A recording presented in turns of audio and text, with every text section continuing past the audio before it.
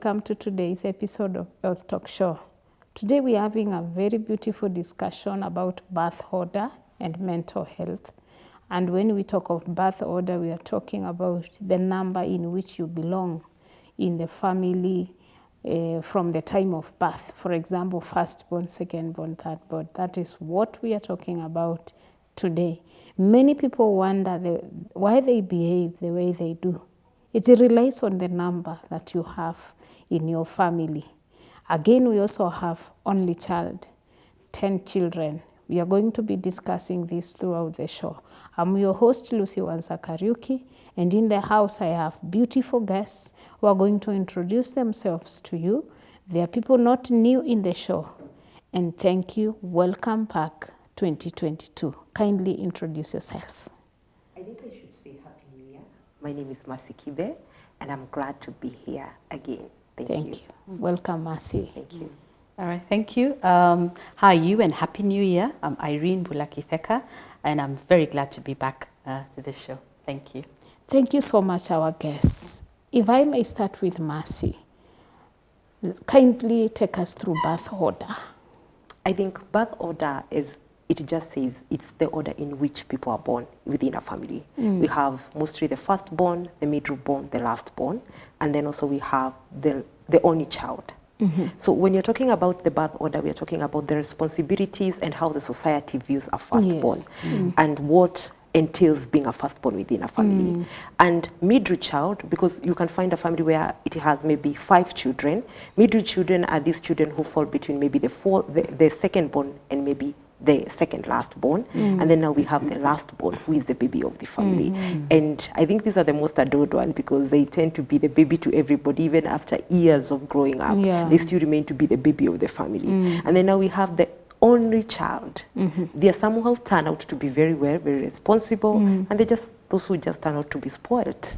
So, but also again, when you talk about birth order, necessarily it does not really have to entail all these. It depends also so much with parenting, of how you parent your child, the parenting process, how the society or the environment that you're living in gives you the responsibility that comes with you being born within that environment, and also how you carry yourself and how you relate with the people within you. Yeah, that's what I would call birth order to be. Yeah. Yes. On a day-to-day life, we meet people. Yeah. Ongoing with their duties at our places of work, in our families, behaving the way they do. Irene, does birth order influence behavior in any way, positively, negatively? Yes. Oh, yes, thank you. That's a very, very interesting question because what happens is that rightfully, as Mercy has said, you'll find that, for example, the firstborns have this thing of taking charge. Yeah. They have this thing where I am the first one, I'm the one who opened the door for my parents being called parents, so I need to take the lead role. Yes. So you'll find that when someone is, for example, in the workplace, you'll find the firstborns kind of want to take the lead role. They want to take charge of what is going on. They are so quick to reprimand and stuff like that. Then the middle ones, there's a way they kind of get lost in between because they, you realize as the first one, there was so much attention when they came in and everything. So when the second ones, or these are the middle ones, they kind of now try and figure out, where do I lie?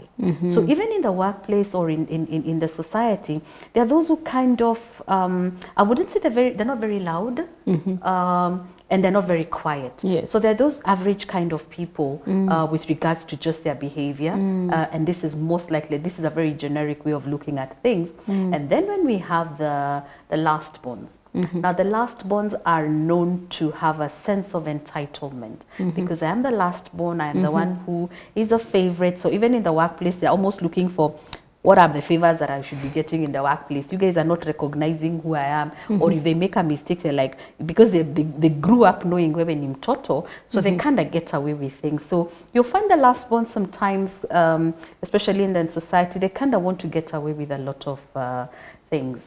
especially things that are not right. But then that notwithstanding, they also want to try and make their stand known.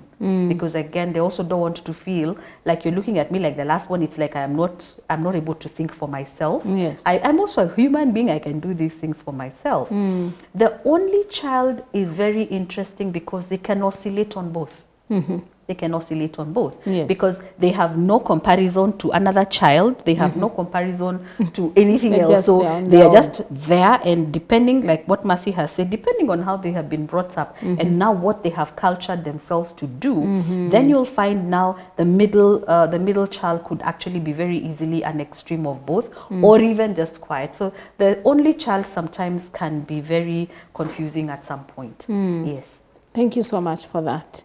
Mercy, if I may ask, you will realize that there are some opportunities in life, there are some situations we can find ourselves in life. Couldn't they be affected by the birth order? Yes, they can be affected by the birth order. Let me just give a scenario. Yes. I have a friend, he's an only boy, and the mother died when they were young. And then they have been brought up by the father, and him being the only boy, at the time came, the father died. Being the only boy, he had to step up and become the leader of the family. Yes. He may have been the middle one who is supposed to be arrogant, rebellious, not trying to find a balance. But now here comes a point whereby the uncles, they expect him now to stand up and now become the man of the house. They expect him to protect the property of the father. They expect him to protect the sisters. So there are situations that will demand that you step up. And now this is the point where now even you as an individual, because even sometimes I feel like when you're even doing this thing, whether you're firstborn, a thirdborn, I mean a middleborn or a lastborn, when we are behaving the way we are behaving, sometimes it's because we know there's a fallback. If I misbehave, I'm the lastborn, I can get away with it. If I'm the middle one, people don't care about me. They'll just allow me to be because that's my nature. But now when such a situation presents itself, you come to realization that, you know what, I need to step up. And especially for the male child in African content. And not only I think in African content, the globally, males have been known to lead. So you find that when such a man, whether the last born, the middle born, such a scenario happens, they tend to step up and become the leaders. And even the sisters, no matter how elderly they are, they now start looking at this person as the authority within the family simply because he's a male. Well, like now in a situation of a family where they're just girls, I don't think necessarily their families whereby I think I need to disagree a bit on what other scholars have said about firstborns always being responsible.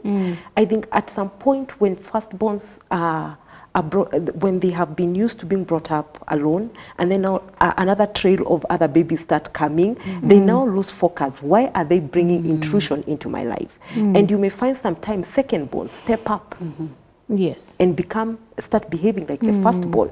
And everybody expects the secondborn to behave like the firstborn. Why? Because the firstborn does not carry themselves in any way that depicts they are responsible and they are people who can be accounted to. So I think these dynamics shift.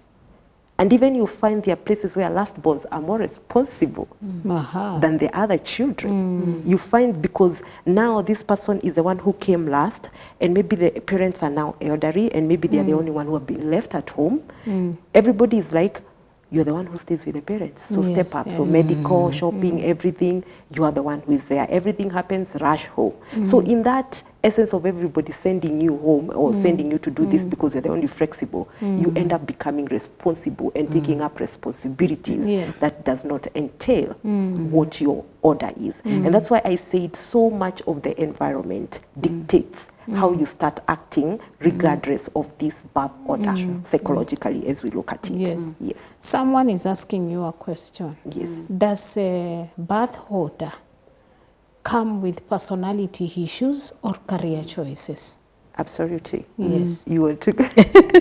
Yes, I'll put it this way. You'll find that there is the almost like the general view that when it comes to the birth order, the firstborn is normally looked at or seen as the alpha.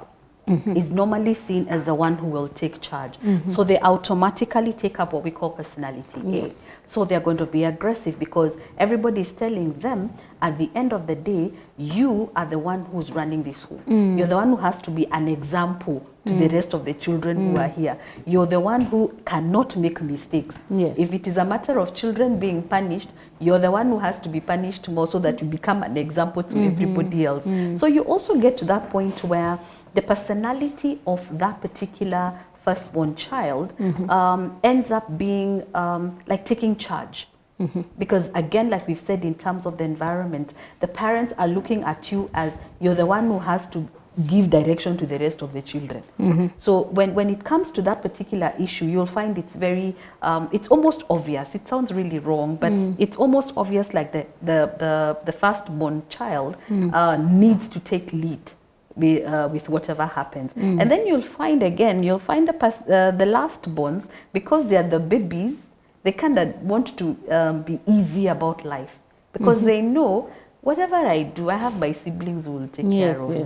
My parents will always love me. After all, I'm this baby, the one who came last, I'm the kuchi one, you know. So they also tend to have a personality that is laid back. They are not going to be aggressive because they know, after all, I am the one who is the apple of their eye, and there's nothing we can do. So it's also important to be able to look at people in terms of how the birth order, because you'll find that depending on where you're at, there are certain personalities or there are certain characters that will come out. Whether it's going to be aggressive or whether you're going to be a passive person, a lot has to do with where you are. But then again, we are also talking about the environment at which you have been brought up. Yes. Yeah. Let me add to that, the middle child. Yeah. You see, this is a child who comes now, the firstborn has been there, then the secondborn or the middle child is born, then another child comes in.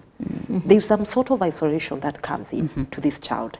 And in most... The secondborn. The second or the Or middle the child. third, or the middle the child. middle Okay, children. okay. And in some cases, you find some of these children are not extroverted, they are introverts.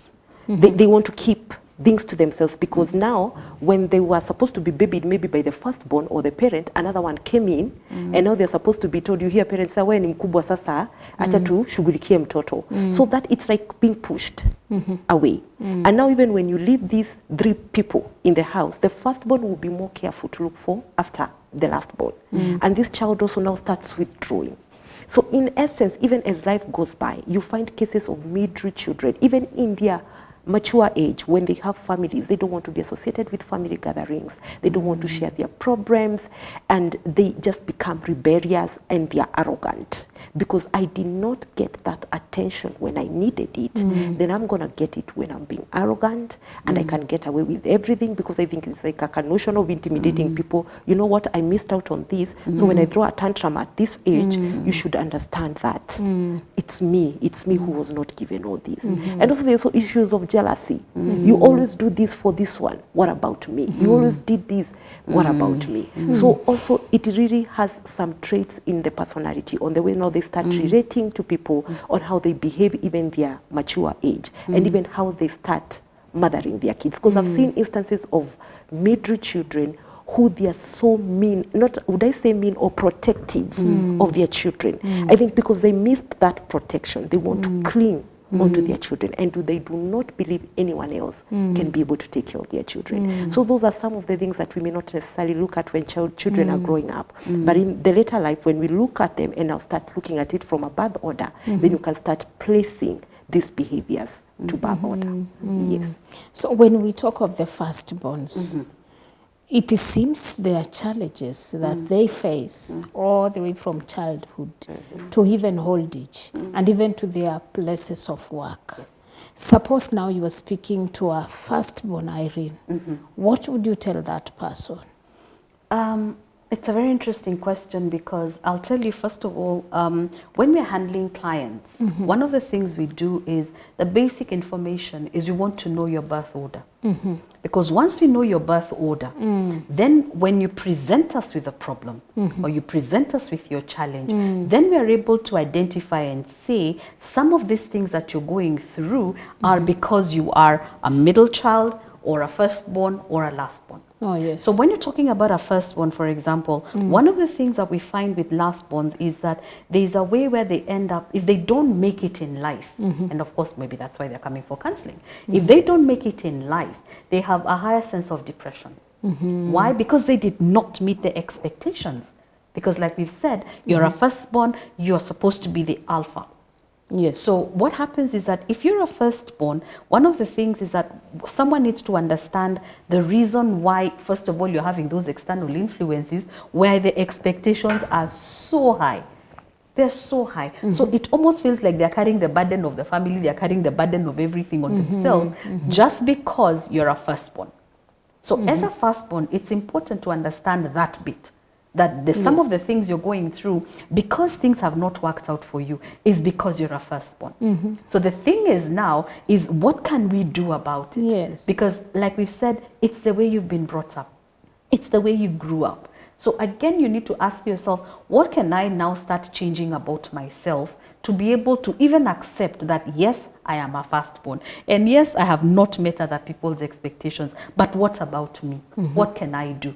I am not the star in the organization. But then again, I know people at home are expecting me to be able to be the GM of the organization. I'm just employed as a cleaner. So how can I be the best cleaner in this organization so that regardless of what other people say, I am comfortable with myself? Yes. So it's important as a firstborn to be very clear that there are very high expectations in the society for who you are. Very, very high expectations. But you also realize that there are times when the person is not aware of that, they actually just throw up the towel and they say, you know what, mbaya. I have tried, it's not working, and I'm not going to do anything about it. Do what you want. Because also now that becomes a problem. So it's a situation where by the time you're having a client, you need to be very clear on where are you at this particular point. Then we can work out the solutions for it. Yes. Yes. Apart from just understanding that there are higher expectations, practically, the things are still not working for the firstborn. The things are still there. How is this firstborn supposed to do to navigate through the storms and the crises that come with firstborn child? Mercy. I think now here that's when we call actualization. Because now you see, sorry to say, it's just fate that brought you there to become a firstborn. You never expected to be born a firstborn. But now the responsibilities of a firstborn fell on you. Now, if you come to a point of whereby and you start blaming everything on being a firstborn, it means you never achieve anything for yourself. So when I talk about self-actualization is where now you sit down with yourself and evaluate yourself as an individual. Shut everything else out. Stop blaming it on parents, stop blaming it on society, stop blaming it on your siblings.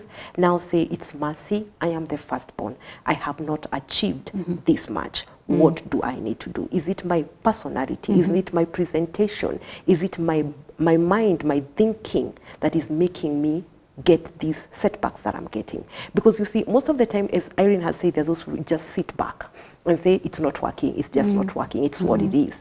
But also, again, it comes a time when you say, it has not been working, but I need it to start working. So what do I do to get it start working?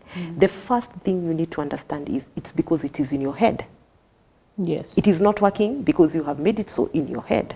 The second thing you need to understand is that nobody will ever get you out of that situation unless it is yourself who makes that personal, intentional decision to move forward.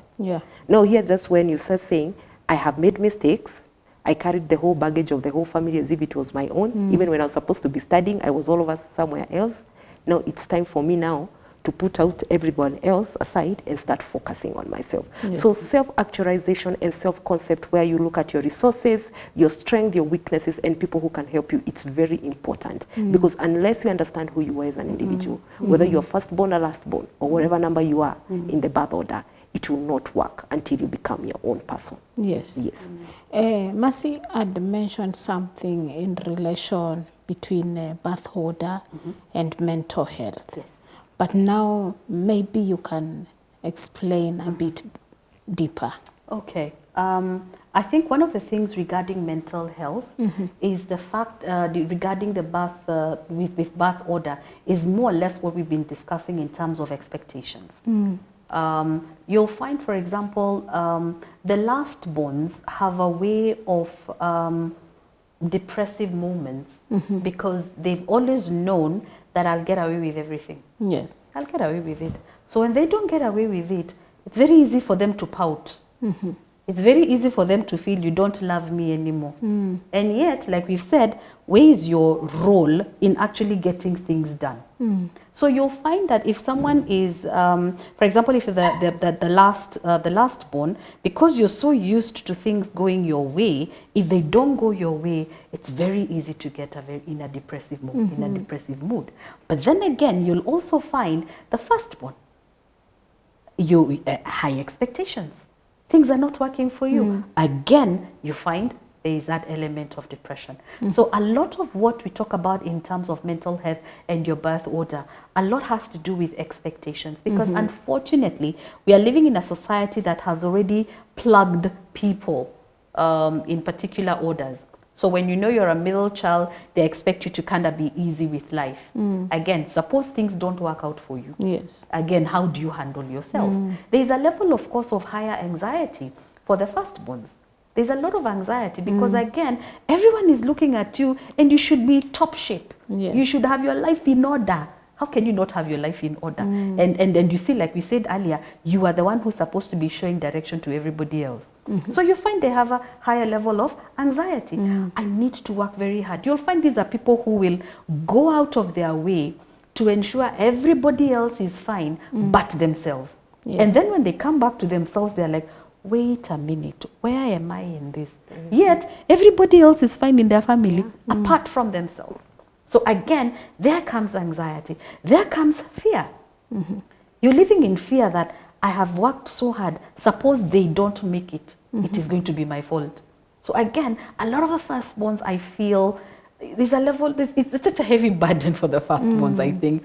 And they have a higher levels of mental issues, really. With regarding to just how life is taking them, because you're thinking, how are they able to be resilient with life? Where is their support system?